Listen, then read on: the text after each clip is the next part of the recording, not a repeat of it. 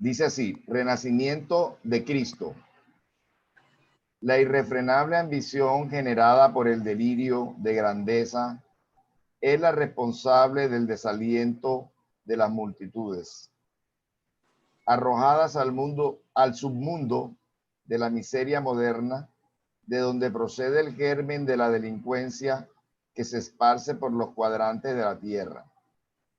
Y no es porque el psiquismo de Cristo se haya diluido en vano a través de las páginas de la historia, ni porque falten los testimonios grandilocuentes de la solidaridad y del amor, demostrando la sublime conducta de los mártires de la fe y de los misioneros de toda índole.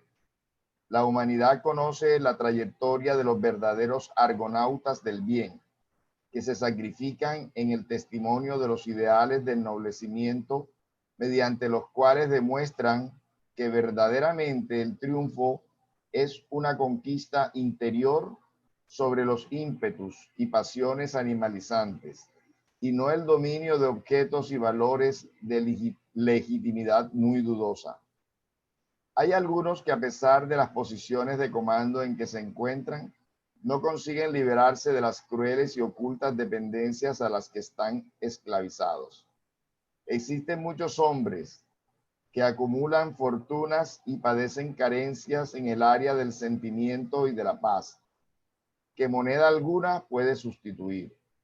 Triunfan algunos conquistadores que son temidos y respetados, pero que a su vez son vencidos por enfermedades irreversibles que los consumen inexorablemente. Alejandro Magno de Macedonia conquistó la tierra, sin embargo fue abatido por la muerte cuando se encontraba en la cumbre de las glorias humanas, perdiendo el cuerpo a los 33 años a causa de una fiebre aguda. Nabucodonosor I de Caldea erigió un imperio envidiable, sin eximirse de la locura que lo aniquilaba. Ciro II el persa venció a Astiages y a Creso, conquistando innumerables reinos sin permanecer por mucho tiempo comandando el carro de la guerra, que lo arrojó al suelo, siendo él mismo víctima de la impulsividad en la batalla contra los masagetas. Atila, el Huno, amenazó y diezmó a casi toda Europa. No obstante, se perdió a sí mismo en la derrota que sufrió en los campos cataláunicos por Aecio. Alarico I el visigodo, que era semejante a él, venció el oriente saqueando a Roma. Sin embargo, se perdió en Cosenza, donde murió. La nómina que presenta a los vencedores de ayer y de hoy y a los dominadores y poderosos que pasaron es extensa. Estos días, igualmente ensombrecidos por amenazadoras calamidades, pasarán pronto, porque a pesar de la presunción humana y la falta de piedad que gobierna a muchas criaturas, envueltas en el olvido alucinado de sus responsabilidades para consigo y con relación al prójimo, Jesús comanda la nave terrena, conduciéndola al puerto de la paz. Los que fomentaron la guerra en el pasado son fantasmas truanescos que ahora yacen en cenizas y olvido. Los que actualmente amenazan con la extinción del mundo mediante las armas de alto poder destructivo, igualmente permanecerán por poco tiempo en el cuerpo transitorio. Todos aquellos que, afirmados en los ideales materialistas, piensan en retirar las señales de Dios de la memoria del mundo, jamás lograrán apagar las estrellas que después de ellos continuarán brillando. Y como la cultura, la ética y la civilización parecen sumergirse en una noche abismal, como sucedió en un tiempo ya lejano, aunque cercano por el sentimiento y por la mente, cuando nació Jesús, señalando los rumbos que no fueron recorridos, se repite el acto de amor de Dios para con las criaturas, permitiendo que Él discretamente renazca en el corazón del hombre, celebrando una alianza de perfecta unión, capaz de vencer las horas difíciles de hoy, convirtiéndose en una estrella de primera magnitud en torno de las cuales giren las aspiraciones y los ideales de todas las criaturas. Está tomado del libro Recetas de Paz por el espíritu Juana de Ángelis, medium Divaldo Pereira Franco. Bien, entonces, lo que nos dice esta hermosa lectura es que por más que quieran existir y que existen por un corto tiempo, los déspotas, los truhanes, los soberbios en la tierra, líderes que se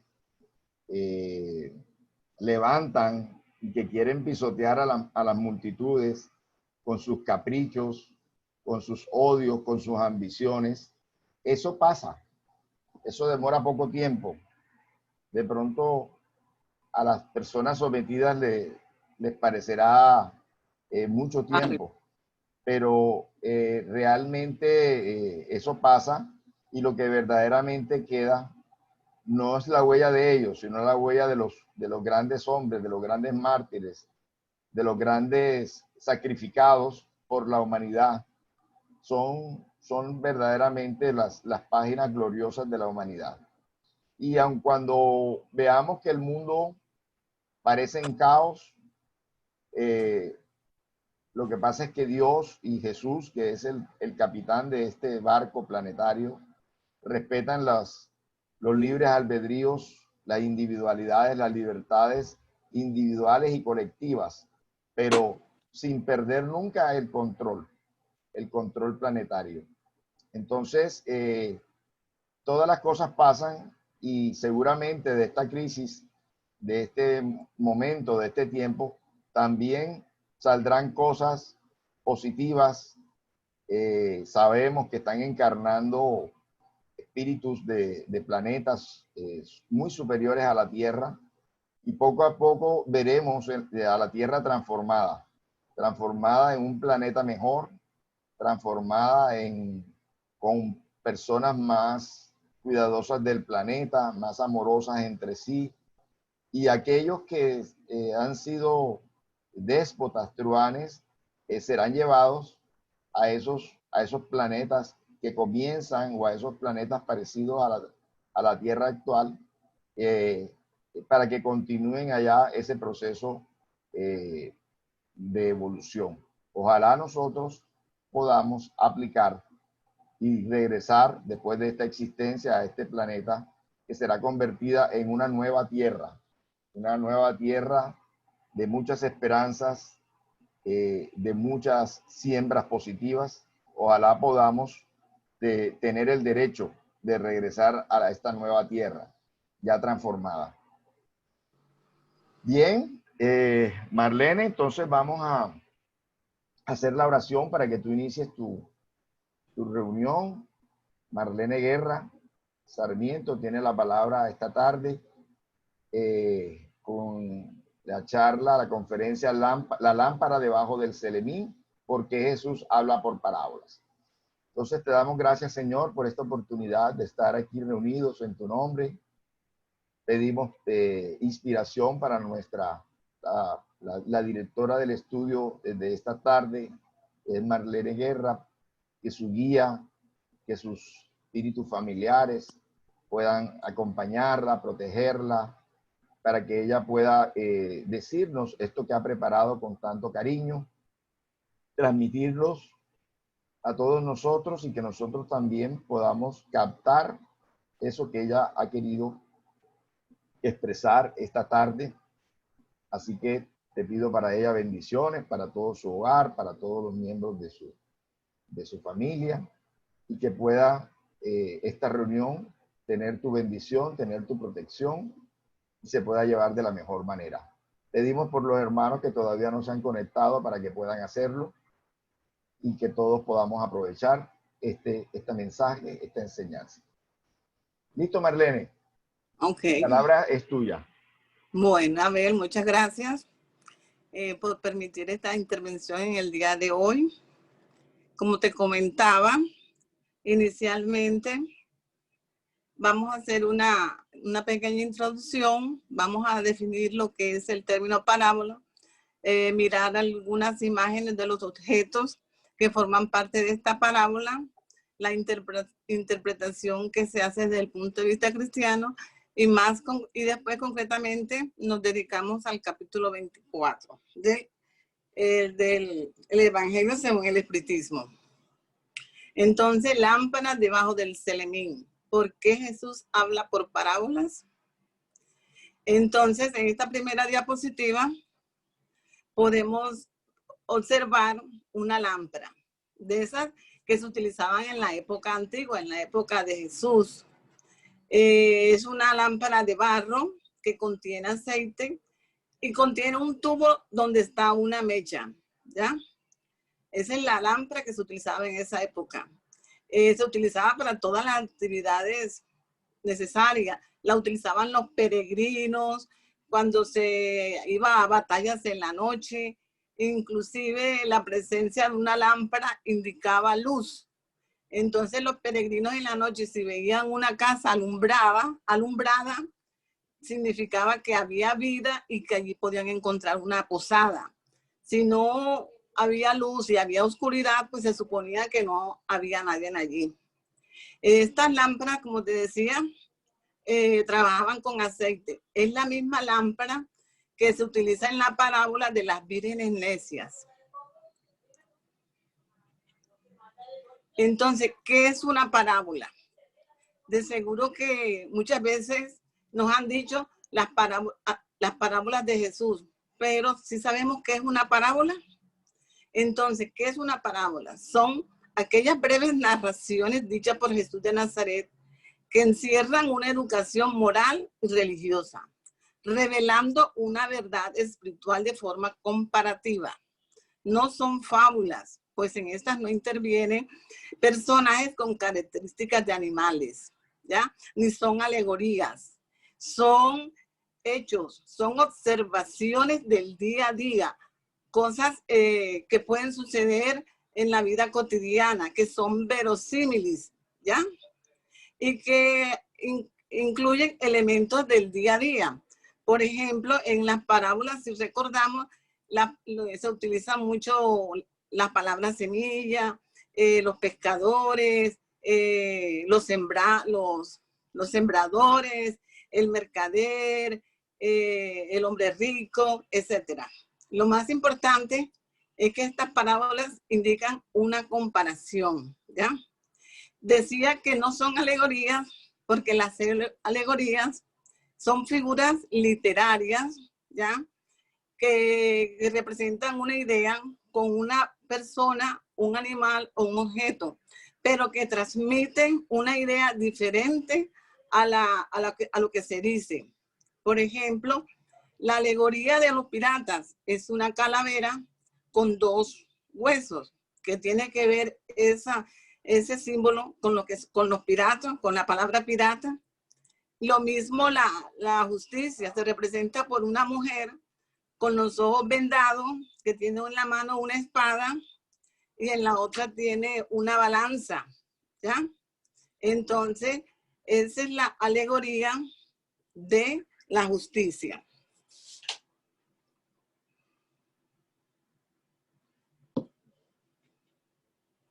¿Cuál es la finalidad de las parábolas? La finalidad de las parábolas de Jesús es enseñar a la muchedumbre, al pueblo, cómo debe actuar una persona para entrar al reino de los cielos. Y en su mayoría también revelan misterios, ¿ya? En ocasiones Jesús también utilizó las parábolas contra los líderes religiosos y sociales. Por ejemplo, la parábola del fariseo y el publicano. Los doctores judíos también utilizaban las parábolas, ¿ya? Pero la diferencia es que las parábolas de Jesús eran sencillas, eran más profundas, eran más transparentes. Y Jesús las llevó a la perfección. Las parábolas sirven en todos los tiempos y en todas las circunstancias, porque son aplicables inclusive hasta el mundo actual. Los evangelios, las Sagradas Escrituras contienen cientos de parábolas. pero estas parábolas se encuentran más que todos en los evangelios canónicos, que son los aprobados por la iglesia de Constantinopla, San Mateo, San Lucas, San Marcos, pero también se puede encontrar en otros evangelios, por ejemplo, el evangelio de Santo Tomás y en el evangelio de Santiago, considerados libros apócrifos por la iglesia de Constantinopla. Comprender las parábolas de Jesús significa ser discípulo de él, significa estar comprometido con él. De lo contrario, no podemos entender las enseñanzas ni recibir sus mensajes.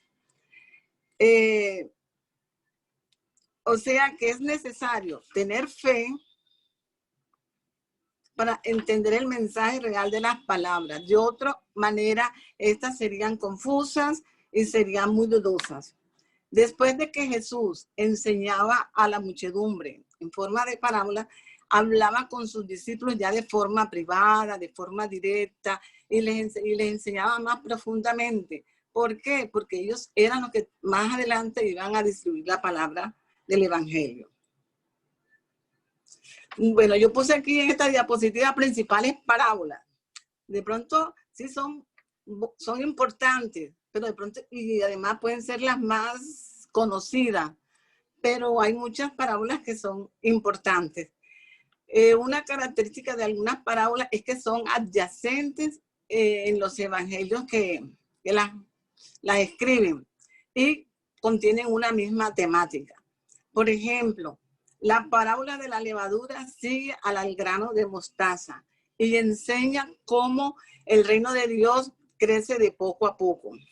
Tenemos también la del tesoro escondido y la perla,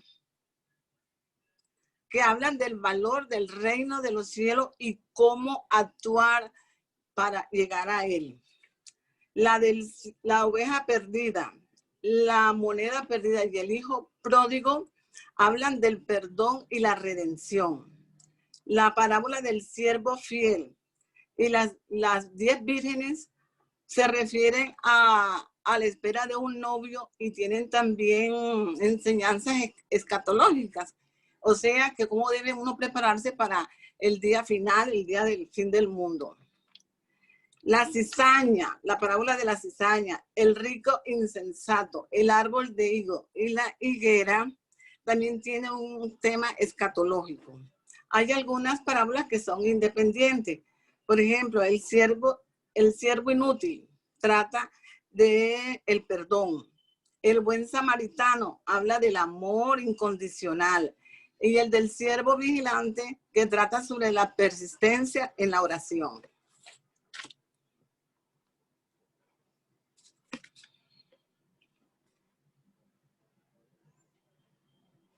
Entonces, la parábola de la lámpara, o también conocida como lámpara bajo el celemín, o la lámpara debajo de un almud, es una de las parábolas de Jesús y se presenta en los 13 evangelios ya mencionados: San Mateo, capítulo 5, versículo del 14 al 15. Marcos, capítulo 4, del 21 al 25, y Lucas, capítulo 8, del 16 al 18. Las diferencias encontradas son menores, son pequeñas. Entonces, ¿qué es el celemín?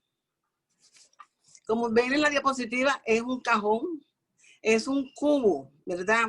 Y ese cubo por dentro tiene unas marcas para referirse a medio celemín, un cuarto de celemín o 3/4 de celemín. Es una unidad de medida de la antigüedad y se utilizaba más que en todo en la vida agraria. Se utilizaba para pesar el trigo y los granos secos, pero también podía ser una medida de volumen, una medida de superficie o la medida de peso según el contexto en que estuviera. Ese celemín es igual a 1/4 de un quintal, ¿ya? O sea, igual a 11.5 kilos aproximadamente. Es igual a 16 litros de vino. O sea, que con un celemín de uvas se obtenía 16 litros de vino. Y es igual a 12.1 y medio litros de aceite. O sea, que para obtener los 12 litros y medio de aceite se requería un selemín de aceitunas. También era igual a 537 metros cuadrados de un terreno. O sea que para sembrar un área de 537 metros cuadrados se requería una medida de un selemín. Y que eso era igual a 4.6 litros de trigo. ¿Ya? También tenemos el almud. El almud es una vasija parecida al selemín. Es una palabra de origen árabe. Ahí vemos la figura también muy parecida al selemín y tiene las mismas equivalencias.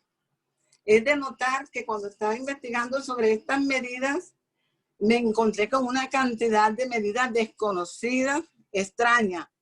Por ejemplo, la fanegada, la brasa, un día de buey, la canoa. Bueno, ¿para qué mencionar? Son muchas medidas antiguas que se utilizaban en diferentes regiones, pero que ya han sido prohibidas, han caído en desuso, porque han sido reemplazados por el sistema métrico decimal. Ay, sí, bueno. Entonces, si revisamos el Evangelio de Lucas, ¿qué encontramos? Jesús dijo, nadie enciende una lámpara para luego ponerla en un lugar escondido o cubrirla con un cajón, sino para ponerla en una repisa a fin de que todos los que entren tengan luz. Tus ojos son la lámpara de tu cuerpo. Si tu visión es clara, todo tu ser disfrutará de la luz. Pero si está nublada, todo tu ser estará en la oscuridad.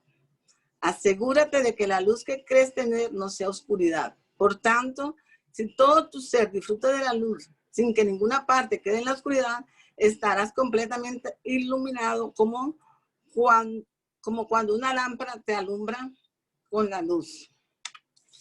Como ven, ahí tenemos dos parábolas. Tenemos la lámpara debajo del selemín y tenemos la parábola de los ojos. ¿Ya?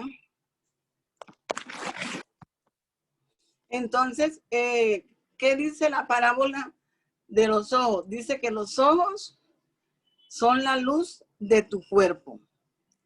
Sin la luz, nosotros no podemos ver, porque si nosotros estamos en la oscuridad, no podemos ver. E incluso hay una especie de cangrejo que está en cuevas profundas y como no tienen luz, ellos no ven. La luz nos permite ver el estado del alma, ¿ya? También nos permite ver el estado de una persona. A través de los ojos nosotros podemos ver si una persona está triste, si una persona está alegre, si está deprimida. Podemos ver a través de los ojos si es una persona maliciosa, una persona que puede hacerle daño a los demás. Y también podemos ver la calidad de persona, una persona generosa, una persona con buenas intenciones. Cuando la persona es generosa, la luz de los ojos brilla, ¿ya? Los ojos, debemos tener los ojos limpios para tener y además para tener una buena visión espiritual. Si tenemos una visión espiritual, nosotros podemos ver las intenciones que Dios tiene con nosotros, lo que Dios nos ha preparado. Dios tiene buenas cosas para nosotros, ¿ya? Como también nosotros, si somos luz, si tenemos luz, podemos impactar a las otras personas, podemos ser referentes de Dios, podemos impactar a todos los que están a nuestro alrededor, ¿ya? Si tenemos luz, nosotros podemos ser buenos hijos, buenos amigos, podemos ser buenos jefes. La luz es el reflejo del seguimiento que hacemos a la palabra de Jesús. Somos sensibles, pero a través de los ojos también es cierto que podemos ver muchas cosas agradables, muchos deseos, ¿verdad? Y el hecho de aceptar o no aceptar esos deseos, entonces podemos también actuar mal o actuar muy bien. Los ojos todo lo ven. Yo creo que los ojos se la pasan viendo todo el tiempo y nunca se cansan, ¿ya? Por eso son tan exitosos. Ha tenido tanto éxito, pues, el internet, el Facebook, la televisión, porque los ojos no se cansan de ver. pasamos todo el tiempo viendo, pero hay que tener mucho cuidado con lo que vemos, porque podemos ver muchas cosas bellas, agradables, pero que de pronto no nos traen buenas consecuencias. Bueno, entonces, como vemos, aquí hay dos parábolas que tienen el mismo contenido.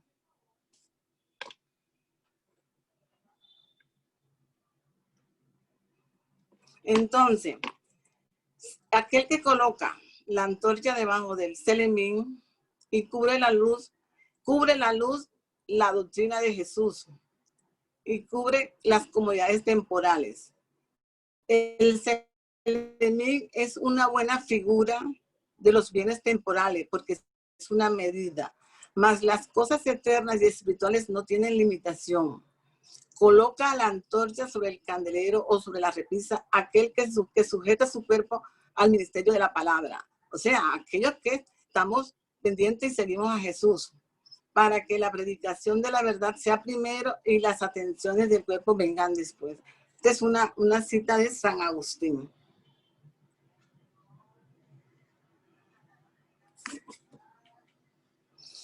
Pero de San Agustín, pero cuando estaba encarnado, no San Agustín espíritu. No, claro. Sí. San Agustín encarnado allá por la Edad Media, ¿ya? Por la Edad Media. Ay, perdón, ¿se fue? ¿Aló? Ah, bueno. Allá por la Edad Media. Está bien. ¿Qué dice San Mateo? San Mateo dice, vosotros sois la sal de la tierra. Pero si la sal se vuelve sosa, ¿con qué la salarán? No sirve más que para tirarla afuera y que la pise la gente. Vosotros sois la luz del mundo. No se puede ocultar una ciudad puesta en lo alto de un monte. Tampoco se enciende una lámpara para meterla debajo del selemín, sino para ponerla en el candelero y que alumbre a todos. Alumbre así vuestra luz a los hombres, para que vean vuestras buenas obras y den gloria a vuestro Padre. ¿Ya? Entonces, ¿por qué la parábola de la sal es tan importante? Y porque la sal, recordemos que sirve para preservar los alimentos, para conservar, para guardar. Entonces, cuando Jesús le dijo a sus discípulos, ustedes son la sal de la tierra, quiere decir que ellos tenían que preservar y guardar el evangelio, no ser honestos y no caer en la corrupción. ¿Ya?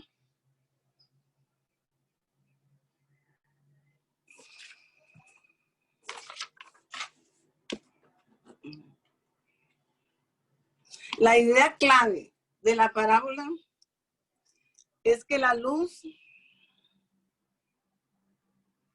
es para ser revelada, no oculta. La luz aquí hace referencia a Jesús, a su mensaje, a su verdadero conocimiento. Dios es fuente de luz o a la respuesta del creyente a este mensaje. En las dos figuras, tanto la sal y la luz, nos inculca el Señor el deber de preservarnos de la corrupción y dar buen ejemplo. La parábola de la lámpara también puede ser entendida como una invitación para que cada uno de nosotros comience a caminar en la luz, a vivir de manera auténtica, en fidelidad con lo que Jesús dejó.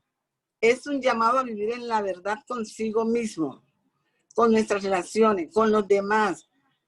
Quien ama a su hermano permanece en la luz, ¿ya? Entonces, nosotros somos luz para reflejar la palabra de Jesús. Entonces, bueno, ya todos conocemos lo que es un candelero, pero aquí recordando, el candelero sirve para mantener las velas en posición vertical y consiste de un cilindro que está unido a un pie o una base por una columnilla. Pues las lámparas a través del tiempo han ido evolucionando hasta tener unas lámparas súper modernas.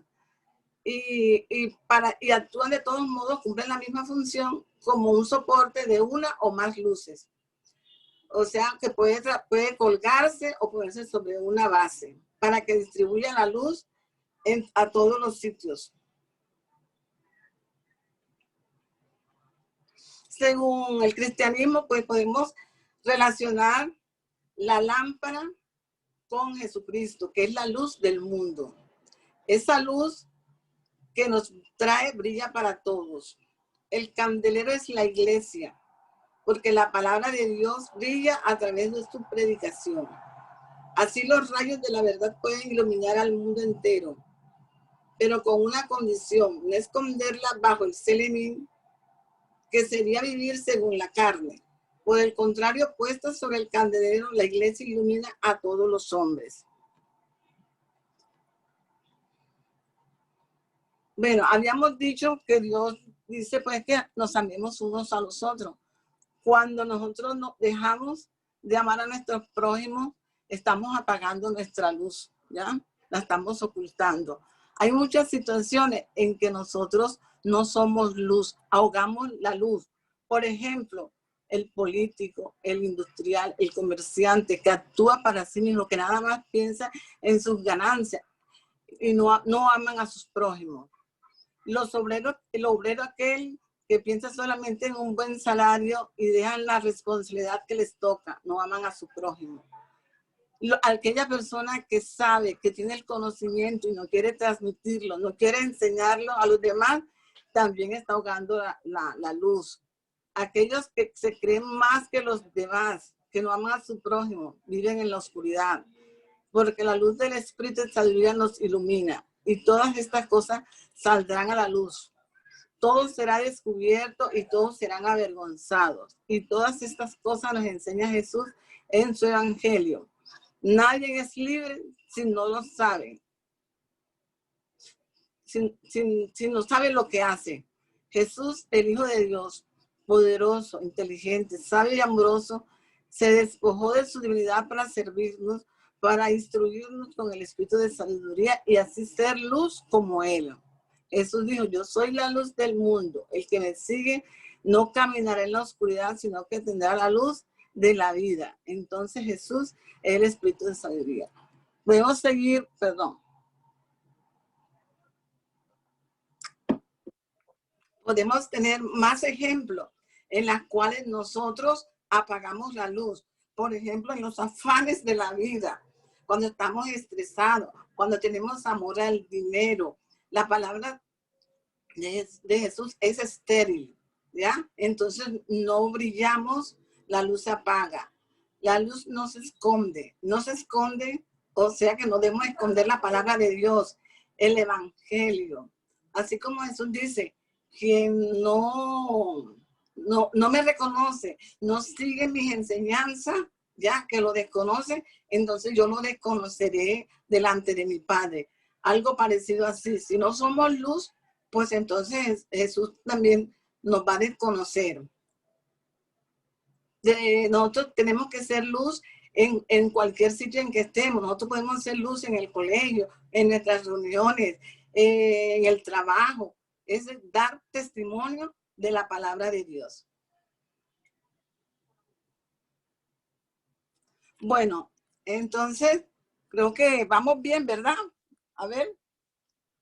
Me escucha. Vamos muy bien, vamos muy bien. Continúa. Bueno, ok, ahora vamos a entrar así al Evangelio según el Espiritismo en el capítulo 24. ¿Qué encontramos allí? Bueno, vamos a repetir nuevamente la parábola de la lámpara. No encienden una antorcha y la ponen debajo del selemín, sino sobre el candelero, para que alumbre a todos los que están en la casa. Nadie enciende una antorcha y la cubre con alguna vasija o la pone bajo de la cama, mas la pone sobre el candelero para que vean la luz todos los que entran. Porque no hay cosa encubierta que no haya de ser manifestada ni escondida, que no haya de ser descubierta y hacerse público, ¿ya? San Lucas. Pues sí, ya esto lo sabemos de que nada hay oculto. Entre cielo y tierra, como decía nuestra abuela, no hay nada oculto, todo se sabrá algún día. Si no lo alcanzamos a descubrir en esta vida, pues la descubriremos en otra vida posterior, pero todo saldrá a la luz algún día. Y llegándose los discípulos le dijeron, ¿por qué les hablas en parábola? Y les respondió y dijo, porque a vosotros os es dado saber los misterios del reino de los cielos, mas a ellos no les es dado, porque al que tiene se le dará y tendrá más, mas el que no tiene, aún lo que tiene se le quitará. Por eso les hablo por parábolas, porque viendo no lo ven, y oyendo no oyen ni entienden. Y se cumple en ellos la profecía de Isaías que dice, de todo oiréis y no entenderéis, y viendo veréis y no veréis, porque el corazón de este pueblo se ha engrosado y cerraron sus ojos para que no vean, de los ojos y oigan, de las orejas y del corazón entiendan y se conviertan y los sanen. San Mateo. Entonces, aquí podemos nosotros mirar o observar que parece una contradicción, ¿verdad? Una paradoja, porque Jesús nos está diciendo no apagar la luz, no poner el selemín debajo del, no poner la lámpara debajo del selemín. Sin embargo, cuando él dice que a la muchedumbre no hay que decirle todo, ¿verdad? Parece que Jesús estuviera ocultando sus palabras, el sentido de las mismas, ¿ya? Parece que Jesús dice, les hablo en parábolas porque no están en capacidad de entender ciertas cosas. Ellos ven, miran y oyen y no comprenden. ¿Por qué no comprenden? Porque no están preparados tanto espiritual como moralmente. Entonces, es inútil enseñarle, es como gastar el tiempo, ¿ya?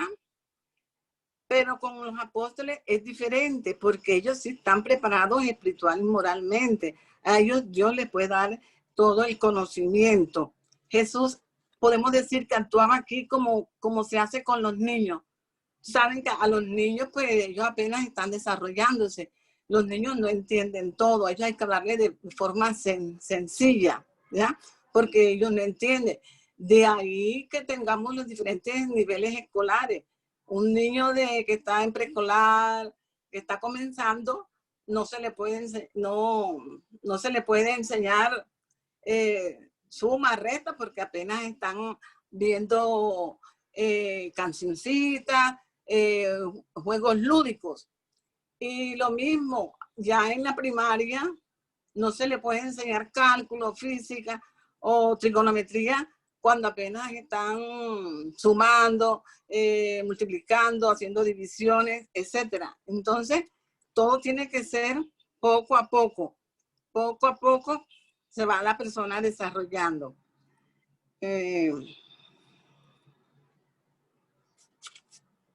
Ahora, poner la repisa, poner la lámpara sobre la repisa para que todos la vean, no significa que todo el conocimiento tiene que ser dado. Pues ya vimos que hay limitaciones, porque las cosas tienen que darse paulatinamente, gota a gota, según la base que cada quien va teniendo.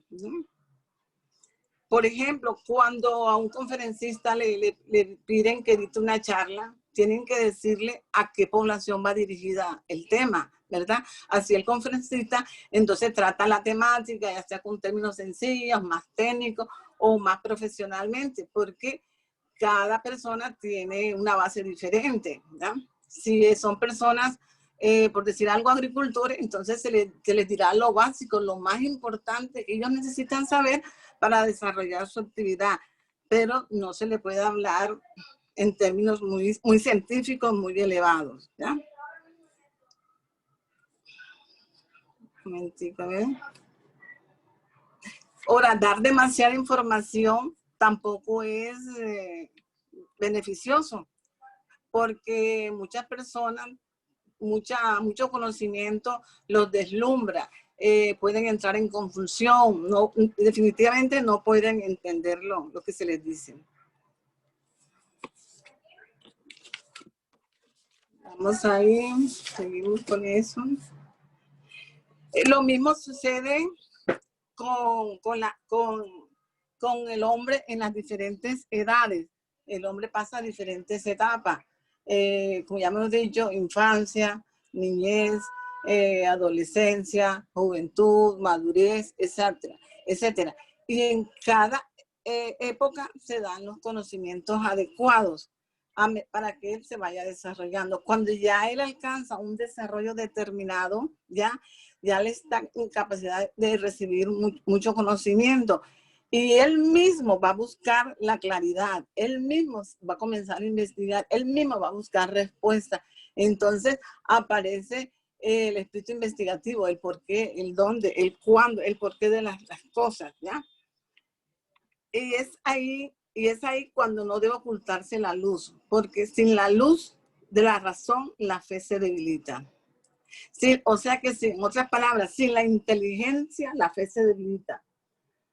También podemos agregar que la fe no se impone, la fe no se obliga, no se nace con la fe. La fe no viene a nosotros. Nosotros tenemos que salir a buscarla. Y si la buscamos con esmero, con cuidado, la podemos encontrar.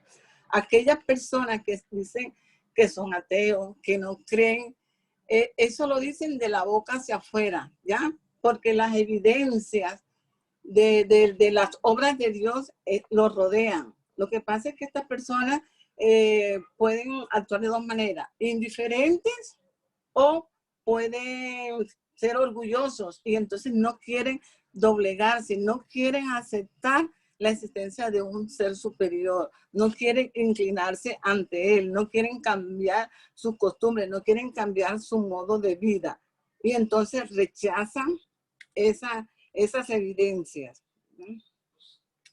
En algunas personas, uno dice, esa persona sí tiene fe, esa fe es innata, parece que esa fe florece, es como una chispa, pero eso quiere decir que de pronto ese espíritu es muy adelantado porque ya ha tenido conocimiento en vidas anteriores, ya él tenía una base. Aquellas personas en las cuales la fe es poca, es incipiente, eso es una evidencia de que es una persona atrasada, o sea, que en mundos anteriores no tiene conocimiento de nada. Entonces su obligación es crecer, aprender en este mundo. Y si no logra aprender en este mundo, pues lo hará en los mundos posteriores. Entonces,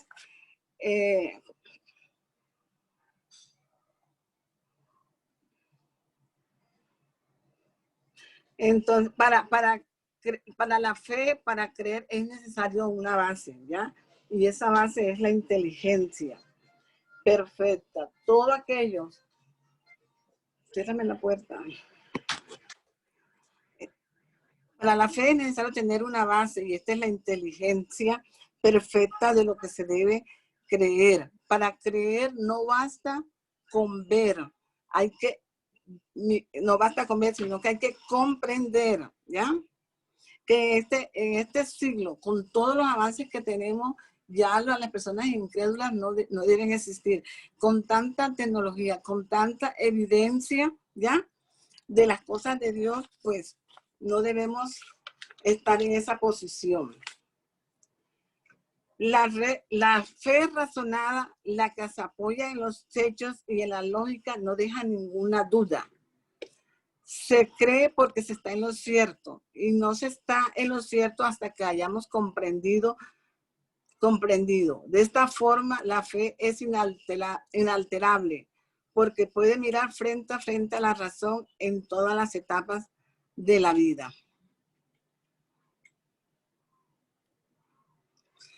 La providencia solo revela las verdades gradualmente.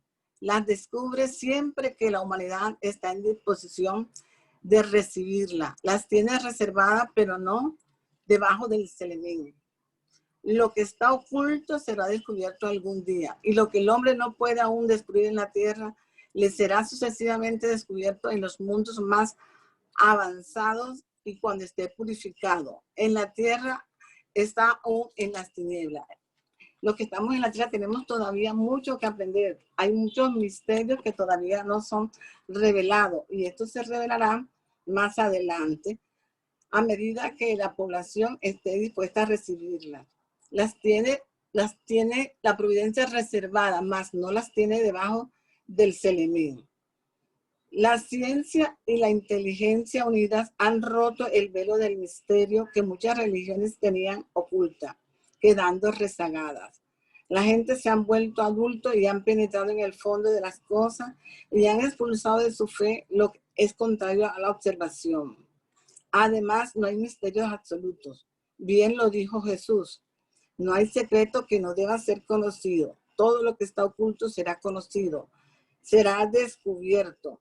Y lo que no pueda descubrir en la tierra será descubierto en los mundos más avanzados cuando esté purificado. En la tierra aún está en la oscuridad. No hay nada oculto entre cielo y tierra.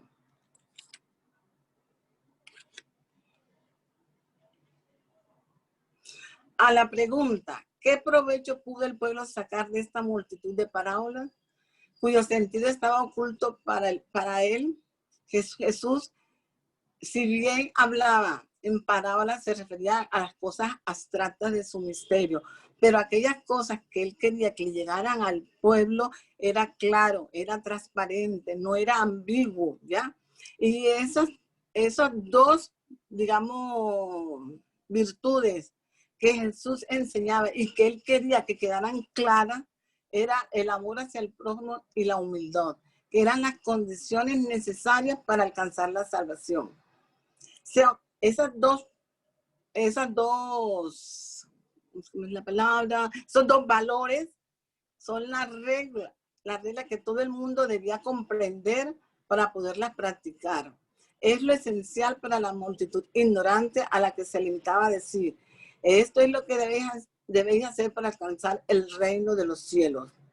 Esto es muy parecido a otra parábola de Jesús en la cual él decía a los discípulos que no se mezclaran con los paganos, ¿ya?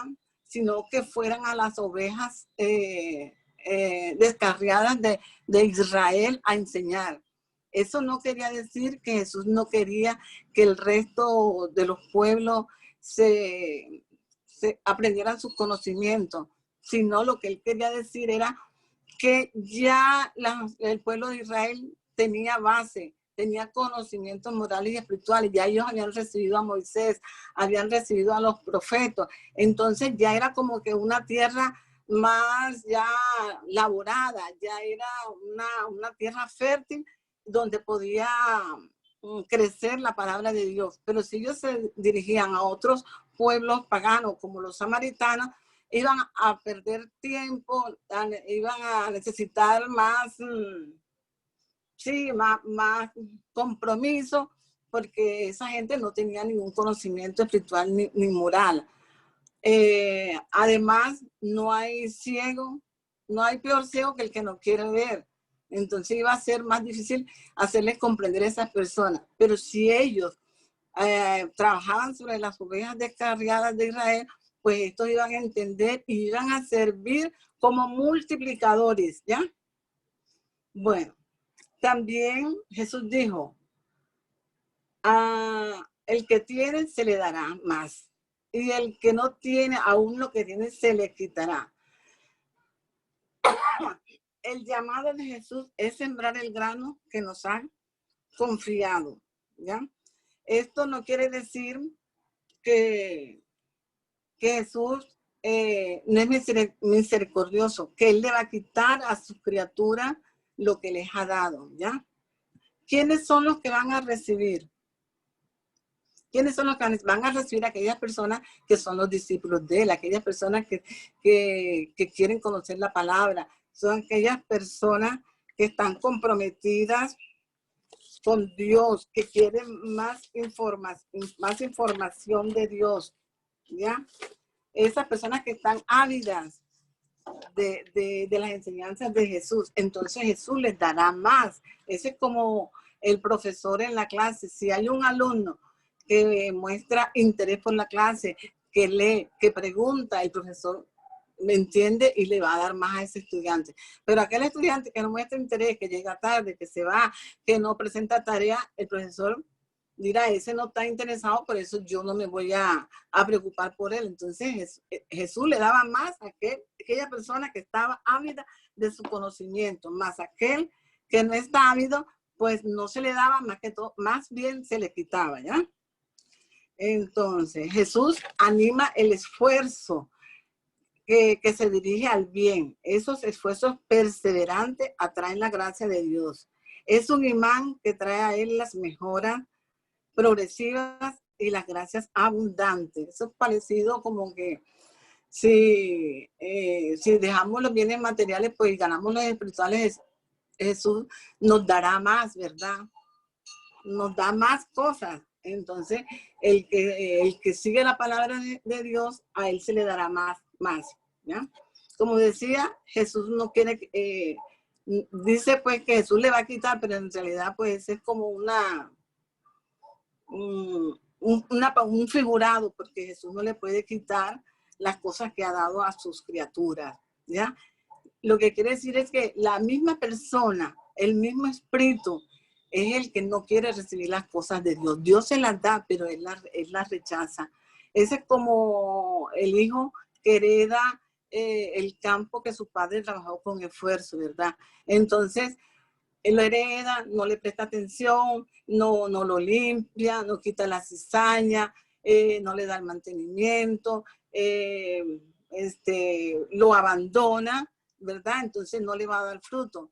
Eso no quiere decir, él recibió eso de su padre y no puede tener autoridad para exigirle a su padre y decirle que lo ha engañado o alguna cosa. Es él mismo que a pesar de haber recibido ese campo, no le puso amor, no lo sembró, ¿ya? Pero entonces él no tiene por qué hablarle mal a su padre. Él tiene que reconocer en su interior de que no ha actuado bien. Y si pone amor y empeño en el campo y siembra la semilla adecuada, entonces esta florecerá, dará buenos frutos. No al 100, sino al 100%, ¿ya? Entonces eso es lo que quiere decir. El llamado de Dios es sembrar el grano que nos ha confiado. Lo que Dios nos ha dado, tenemos que multiplicarlo. Es como un abono que Dios nos da y que nosotros tenemos que aprovecharlo al máximo. Sin embargo, a sus discípulos Jesús les daba todo, ¿ya? Les daba todos los conocimientos para que estuvieran más preparados. Pero sin embargo, Jesús no le dio todo a sus discípulos. Hay muchas cosas que quedaron inconclusas y son los puntos que han suscitado muchas controversias, esos puntos que permanecen en el misterio y son motivos de muchas interpretaciones diversas hasta que la ciencia y el espiritismo han hecho conocer su sentido verdadero.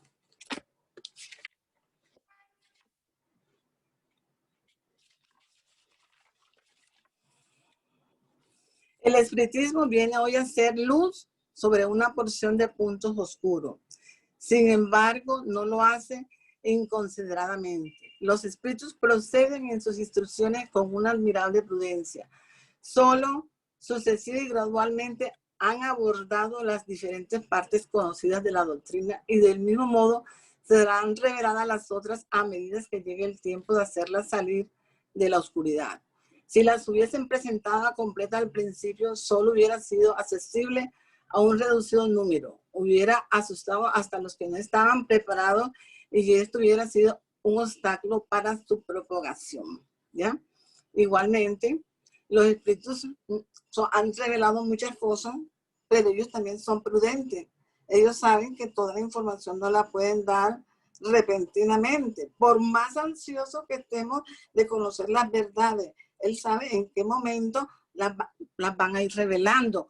Revelan una idea, algo, dejan que ésta madure y que ésta se propague, ¿ya? Para luego ir soltando el resto de conocimientos.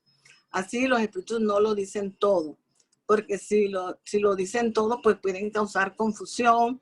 Entonces, eso tampoco quiere decir que ellos pongan la luz debajo del selimín, sino que son muy prudentes.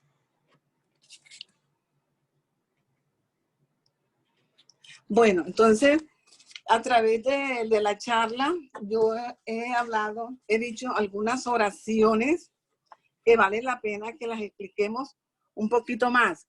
Por ejemplo, he dicho, y en el Evangelio, según el espiritismo, dice, sin la luz de la razón, la fe se debilita. lo que es lo mismo, sin la inteligencia, la fe se debilita, ¿ya? Sé que tenemos aquí dos conceptos, fe y el concepto de razón, o sea, la inteligencia. Que para la fe es necesaria una base y que esta base es la inteligencia y Dios nos dio una inteligencia. Para creer no basta con ver, es necesario comprender, es necesario ver la lógica, es necesario ver el proceso. La fe no es de este siglo porque ya muchas cosas se han revelado. No deben existir. Debe ser lo que la fe ciega. La fe ciega no es de este siglo, debe ser. Ah, bueno, es la fe ciega, no es de este siglo, porque el espíritu necesita comprender y entender las cosas. No deben existir incrédulos en este siglo, porque el hombre tiene lo más importante, que es el razonamiento y el libre albedrío. La fe razonada, la que se apoya en hechos y en la lógica, no deja duda. La ciencia y la fe unidas han roto el misterio de muchas religiones. Expulsar de su fe lo que es contrario a la observación. Ustedes saben muy bien que en la antigüedad, ¿verdad? Estaban la fe y la razón eran opuestas, ¿ya? La fe era la que está basada en las Sagradas Escrituras, en la revelación de Dios, ¿ya? Y la razón está basada en lo que nosotros observamos, en la lógica, en los procesos, ¿ya? En lo que es propia de la naturaleza. Como vemos, la fe se basa en las Sagradas Escrituras y es lo que estudia la teología. La razón se basa en las observaciones de la naturaleza y es la que estudia la fisiología. Son dos ciencias, ¿verdad? Con metodologías diferentes, pero que se encaminan a una sola verdad. Porque si todas las cosas son de Dios, no pueden haber dos verdades, Ni una puede ser opuesta a la otra, porque Dios no se puede contradecir. Dios no se puede contradecir. Entonces, lo más importante es que ya en esta época la fe y la ciencia están unidas de la mano. La una complementa a la otra para revelar todos los misterios, ¿ya? Si ustedes recuerdan, por ejemplo, hay muchos ejemplos de la antigüedad en los cuales la fe era contradictoria a la razón, ¿ya? Por ejemplo, en los primeros siglos se decía que el sol giraba alrededor de la tierra, ¿ya? Y ese principio de fe era basado en un versículo de Eclesiastés que decía que el sol salía, el sol giraba y se oponía, ¿ya? Pero en la Edad Media, con la aparición de Galileo, de Copérnico y estos científicos a través de la observación, ellos dijeron, no es el sol el que gira alrededor de la Tierra, es la Tierra la que gira alrededor del sol, ¿ya? Eso le trajo a Galileo muchas complicaciones, inclusive la iglesia no aceptó eso y él fue a la muerte, ¿verdad? Más adelante se comprobó que en realidad la Tierra gira alrededor del Sol, la teoría heliocéntrica. Entonces, de esa manera, la ciencia refutó una verdad que estaba en las Sagradas Escrituras, ¿ya? Y así hay otros ejemplos. Por ejemplo, el origen del mundo. La ciencia dice que el mundo es evolutivo, que el mundo está en expansión, que tuvo un inicio y que ese inicio fue un punto muy condensado que bajo condiciones de presión y temperatura explotó. Es la teoría del Big Bang, lo cual está de acuerdo con la creación, ¿ya? Porque eso está documentado en el Génesis y concuerda muy bien. Muy bien. Dios está antes de la creación. Con respecto a los ateos que dicen, no, que no creemos en Dios. No creemos en Dios porque no se puede demostrar a través de la lógica, ¿ya? No lo podemos demostrar. Y como no se puede demostrar, entonces no lo creemos y ese es un mito. No. Eso Aristóteles dio bastante luces al respecto. Aristóteles decía que una causa produce otra causa y cada causa tiene una causa anterior. Luego debe haber una causa primaria, un motor inicial, y ese motor inicial tiene que ser un ser poderoso, un ser grande, y ese ser podía ser Dios. Entonces, la existencia de Dios sí se puede demostrar con la razón a través de la ciencia, ¿ya? Entonces, podemos ver que nosotros podemos aprender tanto de la ciencia como podemos aprender de la fe, ¿ya? De las revelaciones de Dios. Esos son, podemos decir que son dos libros que el mismo Dios nos ha dado. Si bien el libro de la naturaleza no está escrito, tenemos las evidencias, pero esas dos son evidencias de lo que Dios nos ha hecho. Bueno, no sé si hay alguna duda al respecto.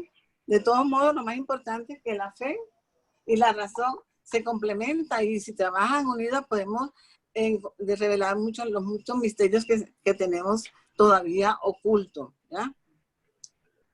A ver, no sé. Bueno, muy bien. Están los micrófonos abiertos.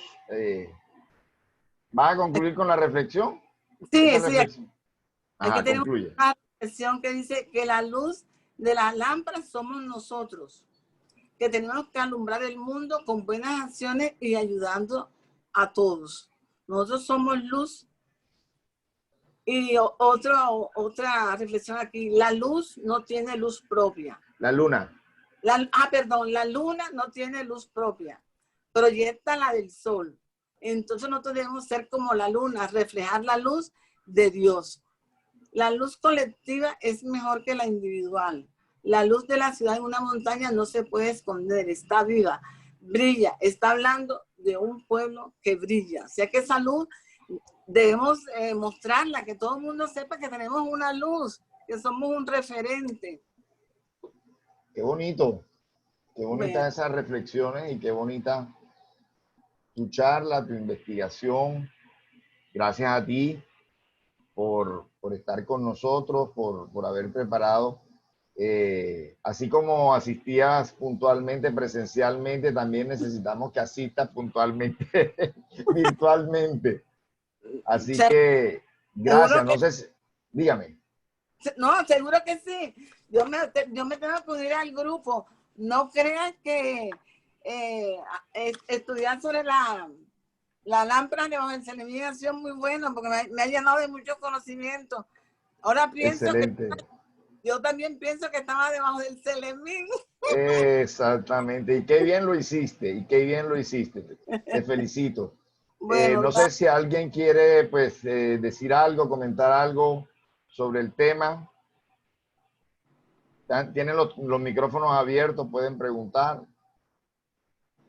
o decir algo, complementar. ¿qué más podemos agregar? Bueno, otra cosa, en el libro del Evangelio estuve buscando la parábola de la sal, la parábola de los ojos, y no las encontré. No aparece, No no aparecen. aparece, no aparece. En el Bueno, Evangelio, según el Espiritismo, no está desarrollado, pero sí es bien interesante ese complemento que has hecho tú, porque sí, tiene que ver. Hay claro, ha concordado perfectamente con esta parábola y bueno, gracias por esa profundización que has hecho de las otras parábolas. sí, Realmente el caso mío, yo de las pocas cosas que sé de la Biblia, es de las cosas que aparecen en el Evangelio, porque no he sido muy estudioso de la Biblia, de todos esos libros de la Biblia. Pero sí, alguna vez he complementado algo en los Evangelios, pero no lo tengo tan en la mente como todas las parábolas que están en el Evangelio según el Espiritismo. ya. Entonces sí, se complementaste muy bien, pienso yo. ¿Quién más No. quiere decir algo de los otros compañeros que están conectados? Yo, Abel. Dígame, María Elena. Hola, Abel. Hola. Bueno, no pongáis la candela debajo del celemín, mas sobre el candelero para los que entren la vean. Ya. Quiere decir esto que nosotros, que somos conocedores de la doctrina espírita, no podemos ocultar esta verdad que ha venido de tiempo en tiempo y seguirá, porque morirá. ¿Qué no morirá?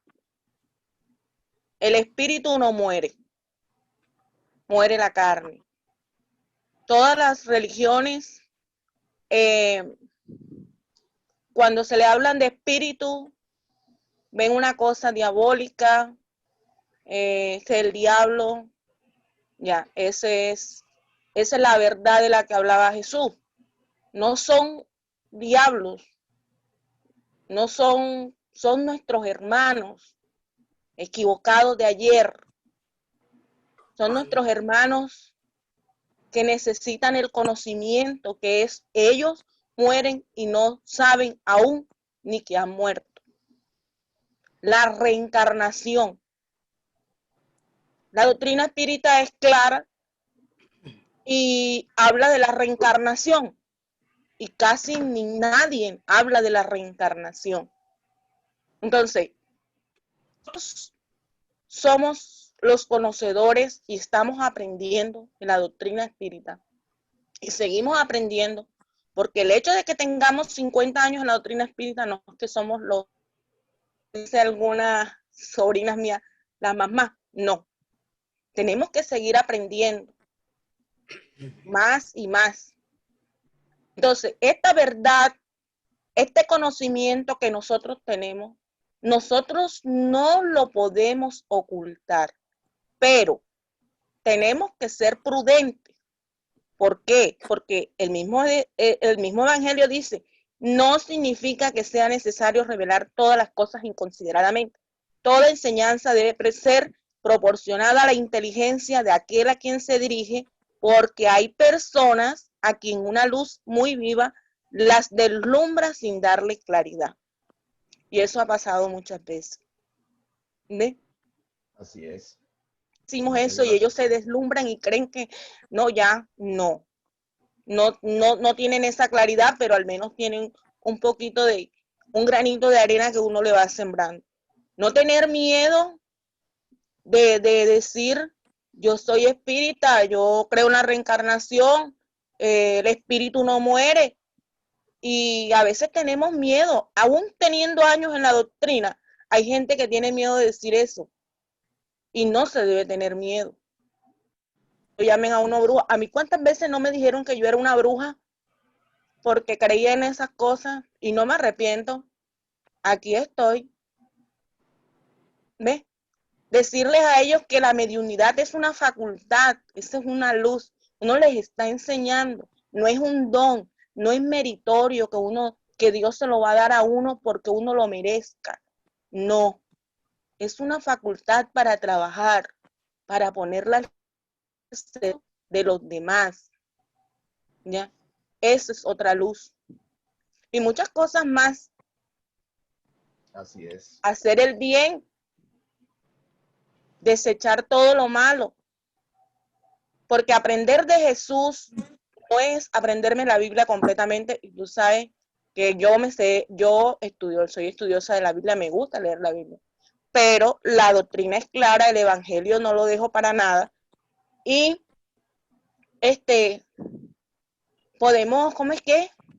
Aprender un número de cosas y eso no, en la Biblia hay cosas que no aparecen, que no son claras. En cambio, el Evangelio tú lo abres y todo el Evangelio de Jesús está resumido ahí. Hablar de Jesús, ¿cómo hablo yo de Jesús? Para que crean en Jesús, mi acción, sin decir yo estoy haciendo esto, yo estoy haciendo aquello. Ser testimonio de esa palabra, sin decir una palabra a veces, vale más. Pero si me toca la oportunidad de hablar de la doctrina, de hablar de la reencarnación, de hablar que el espíritu no muere, que no tratemos mal a nuestros hermanitos desencarnados, lo tengo que decir, Porque es que si no lo digo en el mundo espiritual, cuando llegue me van a decir, pero si tú tenías que decirlo, aunque sea un hermanito que no está avanzado, pero lo tenías que decir, y tú tenías ese conocimiento guardado ahí y no lo aplicaste a los demás hermanos, entonces no hice nada. Entonces no tengamos miedo. No tengamos miedo, que yo conozco muchas personas que tienen miedo y tienen años de estar en la doctrina y les da miedo decir que son espíritus. Hasta su misma familia. ¿Por qué? En mi familia todo el mundo sabe que yo soy espíritu. O sea, que yo me gusta, que yo les hablo, que yo les digo, y ahí voy. ¿Y cuántas no haciendo lo posible por decirme, bajan el evangelio por el celular? Esa es la luz que yo le voy a dar a mi hermano. Y yo sé que ellas van a hacer un granito de arena para otras personas y van a tener interés y van a buscar y van a aprender y van a instruirse. Entonces, con nuestras acciones y no esconder esa luz, ni con los de la casa, tenemos que ser ejemplo. Ya, era todo, a ver. Muchas gracias, María Elena. Bueno, yo pienso que podemos ya ir concluyendo. Nuevamente te agradezco, Marlene, por dedicar este tiempo y unirte con nosotros, al grupo, al equipo. Los invitamos a todos pues a nuestras reuniones habituales de los martes, a las 6:30, martes con Cardet, los viernes a las 5:30 las vibraciones, y a las 8 de la noche ahora el curso básico de doctrina espírita dictado por Álvaro Vélez. Y dentro de 8 días pues nos volveremos a encontrar.